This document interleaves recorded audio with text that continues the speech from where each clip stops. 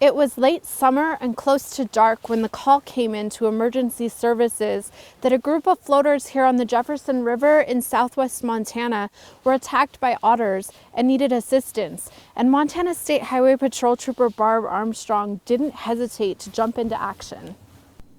Honestly, I'd never even heard of anybody getting attacked by an otter before, so. Trooper Armstrong is a Montana native and lives in the Whitehall area. She knew the women needed help. Being familiar with the area, I knew how remote it was, and so I thought, well, I could at least go and help get them loaded in the ambulance. But it wasn't that simple. For almost an hour, Trooper Armstrong and other first responders drove up and down the highway before stopping at a home located over a mile from where the phones were pinging. And from there, they could hear the women screaming for help. Fortunately, the landowner that came to help us, he was really familiar with the area, and so he was pretty much a godsend for the whole thing.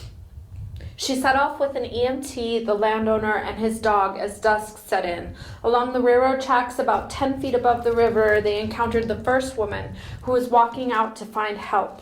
And so my friends were further down, and so we kept walking, and we ran into the second gal, and she had some pretty good wounds on her. And I said, well, where's your friend? And she pointed across the river. She said, she's over there. The EMT stayed with the second woman to treat her wounds, and Trooper Armstrong realized that she would have to swim to reach the third woman. And with the help of the guiding light from the landowner and a dog named Rose, Trooper Armstrong began to swim. I was far enough in, I didn't want to leave any of my gear to come back for it and leave it unattended either. And there was a possibility we might need my pistol. So I was like, well, I'll just keep it all on and go. She swam what she estimates to be about 100 yards with the extra 20 pounds of weight from her belt and vest and medical bag. She didn't even think about the otters. I had the landowner's dog next to me, so I felt pretty safe.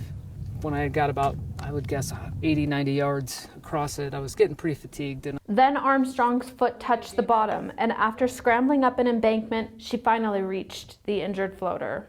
Once we got up to her, she was basically covered head to toe in blood and missing a sandal. She says she could tell the woman was going into shock, but everyone's hopes were lifted as a helicopter approached to bring the victim to the hospital. And then once life flight landed, they immediately got out and started giving her care. And recently, Trooper Barb Armstrong received the Medal of Valor, the Montana Highway Patrol's highest award for heroism and bravery. For me, it was just more of feeling empathy for the woman and wanting to get her the help that she needed. And she was in a situation that nobody ever expected for her to be in, let alone herself. Along the Jefferson River in southwest Montana, Megan Thompson, MTN News.